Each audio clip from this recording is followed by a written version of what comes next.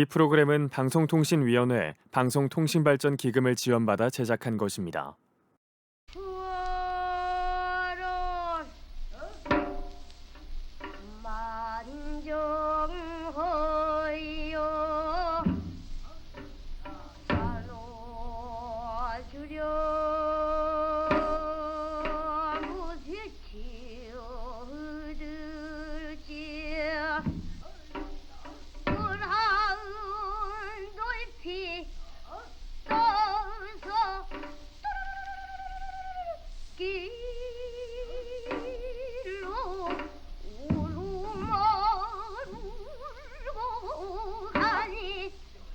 쉽게 소리한다, 뭐 편안하다. 사람의 그 슬픔을 달래는 소리. 100년에 하나 날까 말까 하는 음성에다가 목소리가 걸리지 않고 화려하기도 하고. 음반회사에 존폐를 거론될 정도의 사활을 걸고 그 사람들은 영입을 해야 되는 그냥 최고 스타예요. 1960년대 이미자 가수의 인기를 아실 겁니다. 그보다도 훨씬 더 인기가 좋았을 거예요. 금쟁반에 온갖 굿을 떨어져 울려대니 아라리 봄바람과 가을달을 불러오고 익을 대로 익은 감마냥 노글노글하면서도 별인 칼마냥 예리하고 서슬이 감도는 소리라. 아이고 굽이굽이 그 어려운 대목을 웃잡은 막걸리 한 사발 후루룩 마시듯 저리도 수월하게 넘어간단가요. 30년 시집살이 화병이 절로 났고 일본 놈들한테 받은 서름이 싸그리 사라지는 것 같단께요. 아무렴 그러니 조선 제일의 명창이지. 좋다 얼씨구. 편지 전튼 기록이냐. 바로 이 이화중선이라는 걸출한 스타가 나옴으로 인해서 남성 중심의 판소리 가창 문화가 바뀌고 공연 문화가 바뀌는 아주 획기적인 주체로서 평가할 수가 있습니다. 이화중선의 인기가 없었더라면 판소리가 대중들이 듣고 즐기고 하는 예술로 자리 잡지 못하고 조선시대를 끝으로 사라졌을지도 몰라요. 소리 하나로 조선민중의 우상이 되었던 이하중순만큼 우리 장극사에서 전설적인 인기를 누렸던 명창도 없었고 그만큼 극적인 삶을 살다간 소리꾼이 없었습니다. 일제강점기 소리를 통해 나라 잃은 민초의 서름을 어루만진 조선의 명창 이화중선. 하늘 아래 제일 서러웠던 소리꾼 이화중선의 불꽃 같은 삶의 이야기가 시작됩니다. KNN 라디오 특집 창극 다큐멘터리 하늘 아래 제일 서러운 소리꾼 이화중선. 첫 번째 마당 봉처럼 학처럼. 이화중선의 생애는 출생부터 사랑, 죽음에 이르기까지 숱한 미스터리로 가득했다. 특히 출신지에 관해 유독 다양한 주장이 엇갈린다. 한국음악문헌학회 손태룡 대표입니다. 이하중순 선생의 출생지에 관한 이야기로 부산 동래와 전남 보성군 벌교라는 설이 있죠.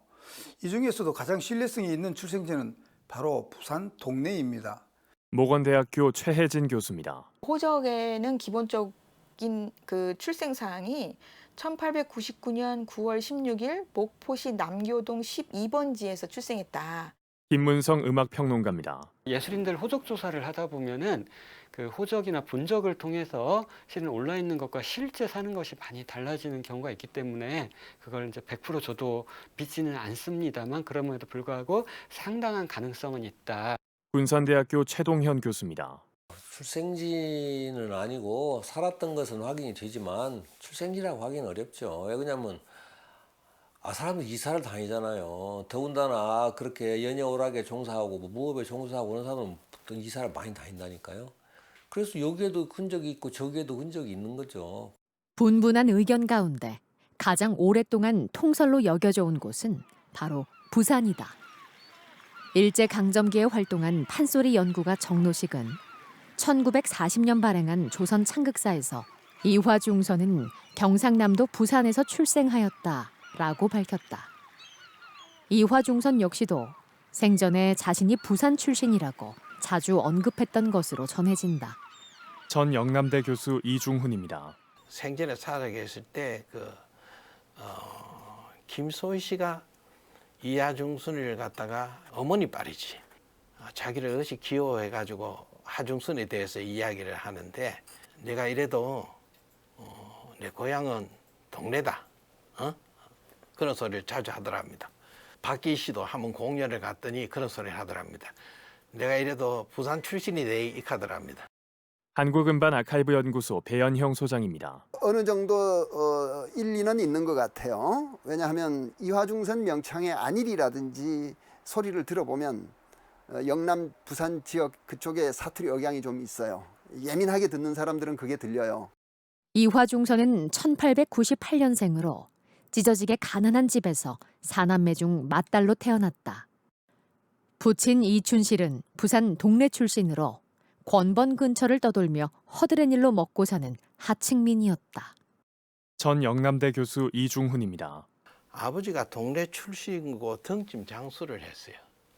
그런데 그 옛날에 동래의 지방에는 공업단지라고 부곡하는 그런 지역이 있어요. 천민불학의 집단 수용지인데 뭐 이런 무기도 만들고 농기구도 만들고 이래 생활 필수품을 만들어 가지고 이제 팔로 댕기는 등짐도 쥐고 다 팔로 댕기는 그런 곳인데 이런 게 이제 그 조선 말까지 이제 전국 각지에 있었는데 19세기 말 되면은 권세가들이 사유지로 전락하는 바람에 이게 이제 서서히 없어져요.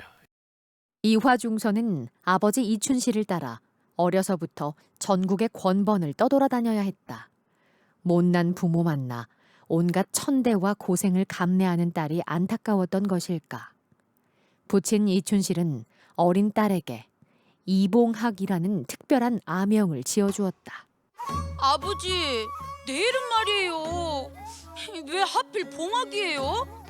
머슴의 이름 같다고 동네 애들이 자꾸 놀려먹어서 참말로 속상하다니까요. 마 그놈의 아들 놀리면 놀리라 캐라. 봉황 봉자에 두루미 학, 전설의 새 봉황처럼 학처럼 오래오래 무사병탄하게 살라는 뜻으로 지은 이름이니까네. 입 내밀지 말고 제발 이름대로만 살면 된다. 5살 무렵 이화중선은 부친의 일자리를 따라 전라남도 벌교로 이주했다. 그러나 먹고 살 길을 찾아 온 가족이 낯선 땅에 왔지만 궁핍한 형편은 좀처럼 나아질 기미가 없었다. 아버지, 나 배고파. 등가죽이 배가죽에 찰싹 달라붙은 것 같아요. 어린 년이 뱃속에 거지가 들었나? 좀 전에 먹은 죽은 웃자고 벌써 허기진다고 징징대냐? 마 철없는 얼라보고 허락하지 마라. 식솔들 끼니도 못 챙기는 내가 못난 놈이지. 어제 권번 기생들 빨래싹을 못 받았는지 당신이 가서 말 좀 해보소. 엊그제 술손님들 만건 고쳐준 싹도 챙겨왔고 말이오. 쌀밥은커녕 보리죽도 배불리 먹어본 지가 언제지 까마득 하단께. 하루하루 먹고 사는 일이 전쟁 같았던 어린 시절. 그러나 처절한 가난 속에서도 소리에 대한 이화중선의 끼만은 남달랐다.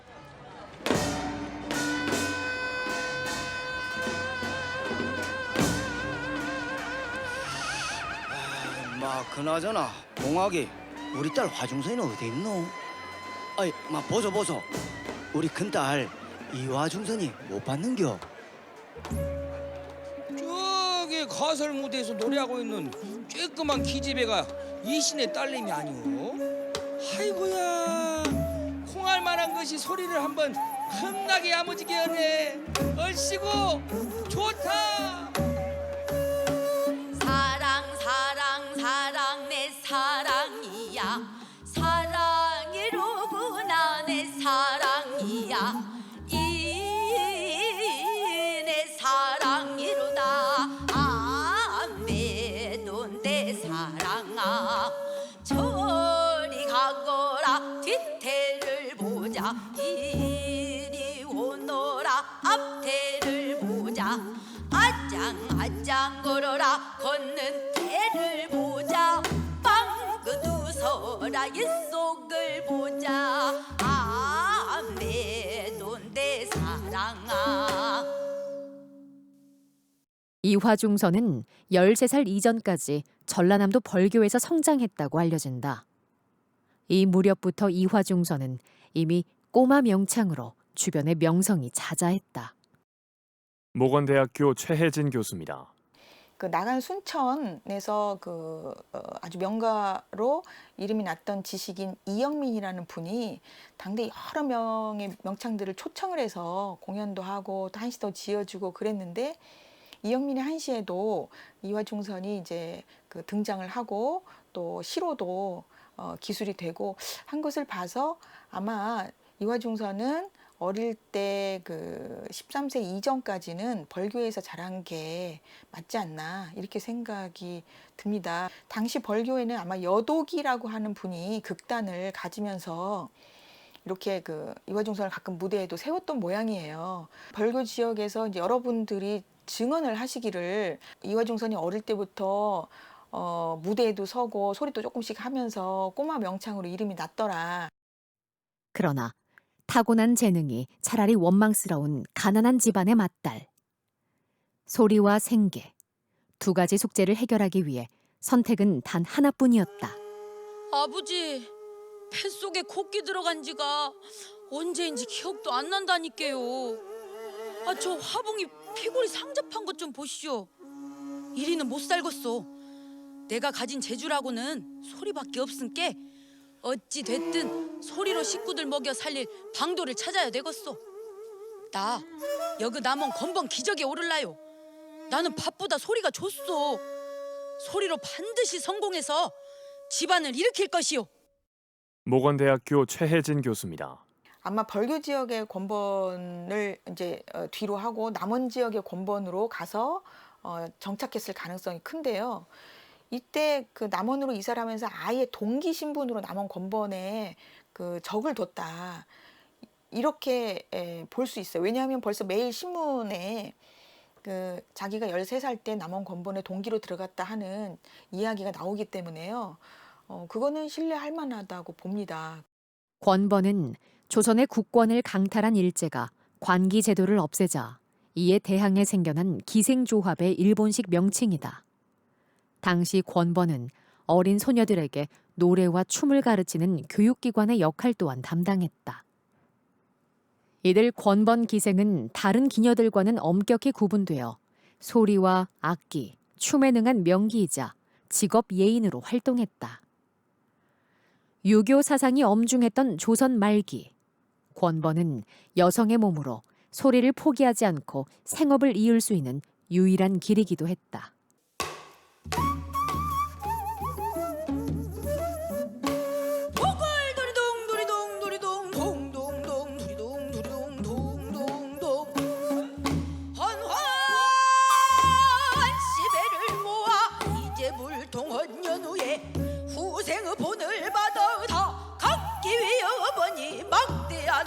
아니냐. 하우시 9년 제수 배를 타고 다스릴지 오복의 정왕 공수 구주로 돌아들고 오자서 분노할 때 노가루 건네주고 해성 배한장 수호강으로 돌아들어 의선대지 건네주고 공명을 탈주하는 통남풍 빌어내어 조조의 100만 대병 주유로와 공원이 배 아니면은 어이거리 그저 북을 두리둥 두리둥 동동동 두리둥 두리둥 동동동. 오늘날 인당소에 인재수를 드리고자 동해신 남맹이며 서해신 고승이며 남해신 중용이며 북해신 은강이며 강한지장과 전택 지강이 하감하여 보옵소서.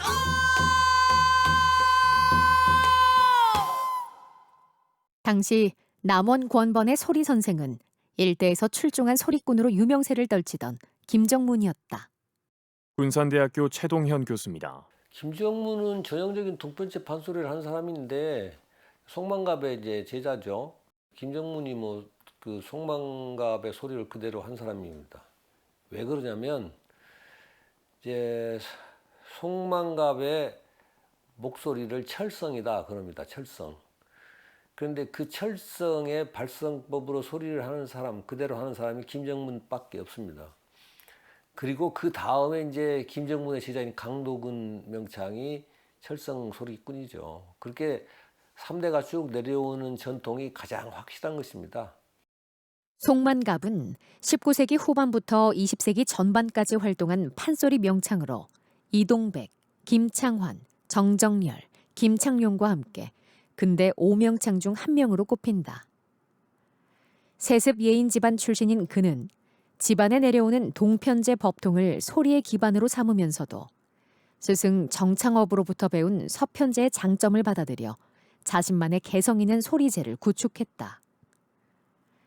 이화중선의 첫 번째 스승 김정문은 바로 소리의 대가, 송만갑의 직계 제자였다. 그런데 이제 김정문은 송만갑한테 배운 대로 철성으로 소리를 했지만 중간에 좀 서편제의 기교적인 소리, 감정을 많이 표현하는 소리를 받아들였다고 그래요.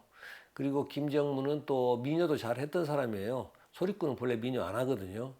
그래서 민요적인 감성, 슬픈 감성, 또 아주 기교적인 감성 이런 것을 판소리에 도입해서 송만갑과는 다르지만 그러나 발성법이나 또 전체적인 그 소리의 내용이나 줄거리나 이런 것은 다 송만갑의 것을 그대로 이어받은 사람입니다.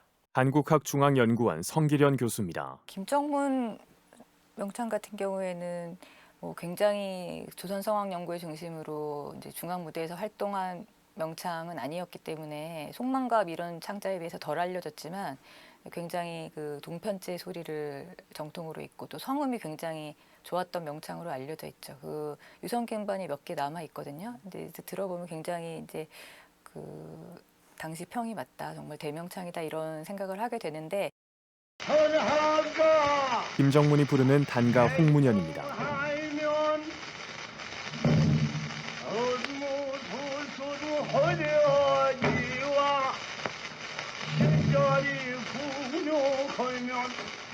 김정문 같은 경우에는 조금 더 송만갑에 비하면은 좀 당시 유행했던 그런 그 속조라 그러죠. 약간 장치고 초치고 그래서 맛내는 소리 그런 거를 조금 구사를 했던 것 같고 그게 이제 김채만 소리 영향을 받아서 그런 영향이 있었죠. 그래서 이제 이화중선이 김정문에게도 소리를 배웠으니까 그런 좀 어떤 대중적인 소리를 배척하지 않고 좀 그 당시 시대 흐름에 따라가려고 했던 그런 김정문의 성향을 글쎄요 영향을 좀 받았을 수도 있을 것 같고. 이화중선은 스승 김정문을 만난 뒤 처음으로 소리의 맛을 깨우치기 시작했다. 그러나 권번에 적을 두고 겨우 입에 풀칠은 면했으나 궁핍한 형편은 여전했다.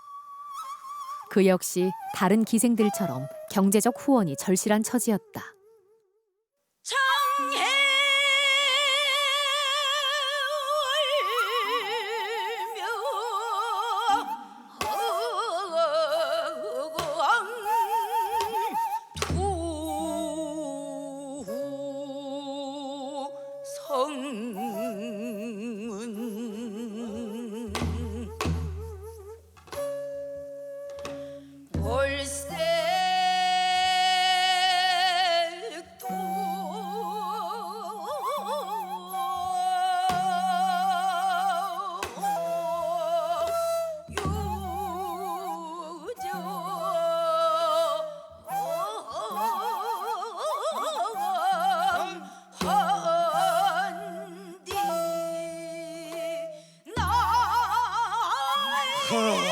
참으로 소리 한번 청하다.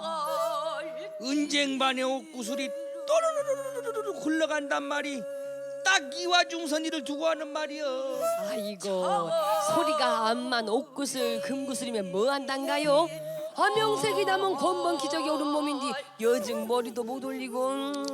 기왕지사 말 나온 김에 보소 나으리, 우리 화중선이가 비록 얼굴은 쭉가 박색해도 부지런하고 음전한 데다 소리까지 이리 천상이니 우째 주변에 머리 올려줄 마음씨 좋고 인심 좋은 서방이 없단가요?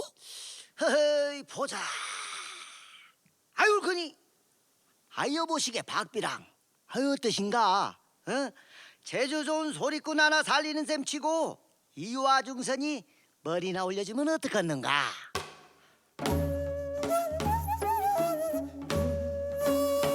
달아 밝은 달아 이태기 놀던 달아 저기 천알 속에 개수나무 박혔으니 금도끼로 찍어내어 목도끼로 다듬 버섯 조가상간 집 짓고 양친부모 모셔다가 7년 만년 살고 지고 달지네.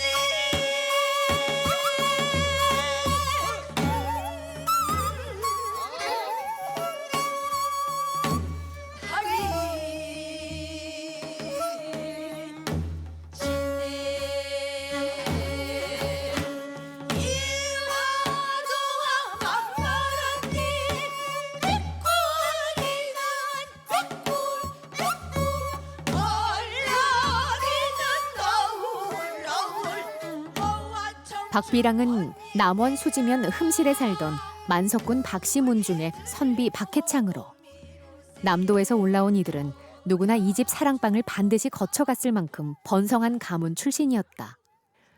이화중선은 박해창과의 하룻밤 연분을 결혼으로 여겼다. 아니 천박한 것이 어디라고 이 집 문턱을 넘으려는 게야?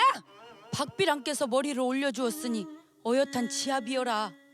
치아비 집을 찾아온 것이 무엇이 잘못되었단가요? 무엇이라? 인물은 박색한 것이 마을 본세 한번 뻔뻔하구나.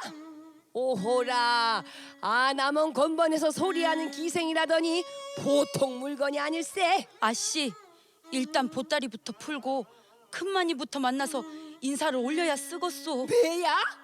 네가 지금 나를 첩이라고 무시하는 것이냐? 썩 나가지 못해? 예? 아씨! 박해창은 처자식을 비롯해 이미 여러 명의 첩들을 거느리고 있었다. 그들은 권번 출신인 비천한 신분의 이화중선을 가족으로 받아들이지 않았다. 이화중선이 부르는 춘향가중 이별가입니다. 여보들여님 날날 가오 나를 짓고는 못 가리다 내가 도련님 다려 사자 웃더니까 도련님 나를 다려 사자 구유지요. 그런데 이화중선이 동기의 몸으로 흠실 선비 박해창에게 시집갔다는 일화를 두고 일부에선 그 사실 여부에 관해 의문을 제기한다. 남원 지역인 홈실 박씨문중, 그러니까 죽상 박씨가 굉장히 유명한 명문가이고 당시로서는 뭐 3대 명문가 중에 하나였다고 하고요. 그리고 거기에서 이제 3대째 내려오는 아들이 박해창이라는 분인데 이 박해창이란 분이 약간 그 한량 기질이 있어서 권번 출입이 좀 많이 있었고 당시에 이화중선이 뭐 머리를 올려주는 사람이 없으니 뭐 해주시면 어떻겠냐 이런 제안을 받고 그럼 그렇게 하겠다. 이 정도가 현실적이라고 봐요. 그런데 이제 그거를 머리를 올려주었기 때문에 이화중선은 이제 그 집으로 시집갔다라고 말할 수도 있겠죠. 하지만 그 문중에 가서 직접 조사를 해본 결과 제가 이제 그 홈실 박씨 문중에 실제로 가서 그 탐문도 하고 면담도 했는데 이화중선에 대한 존재 자체를 전혀 모르세요. 미디어가 발달하지 않은 시절 많은 예인과 명창들의 경우 더욱 극적인 성장 스토리를 위해 자의반 타의반 개인사를 과장하는 일이 흔했다. 이화중선과 명문 박씨 가문과의 일화 또한 오랫동안 한간에 떠도는 이야기로 그 진실은 여전히 베일에 쌓여 있다. 봉처럼 학처럼 고고하게 꽃 피우지는 못할지언정 사랑하는 사람과 평범한 삶을 꿈꾸는 것조차 쉽지 않았던 이화중선. 의지할 곳 없는 그가 돌아갈 곳은 다시 소리였다. 당신만국 끝에 머리를 올렸건만 학색이 학부까지 어여 운지 항도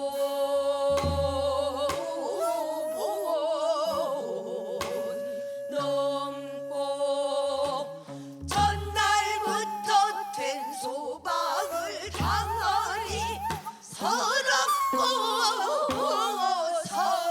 서럽구나 화중선이 내 신세야 홍처럼 학처럼 고하게 살지는 못하 오늘 이팔 청춘 꽃다운 나이에 지아비 사랑도 못 받고 헌번 방구석에 실세 타령 어쩔 거나.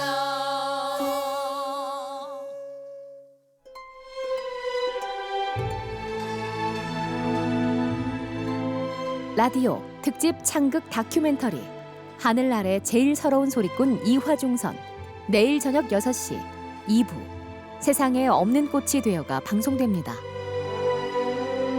이 프로그램은 방송통신위원회 방송통신발전기금을 지원받아 제작한 것입니다.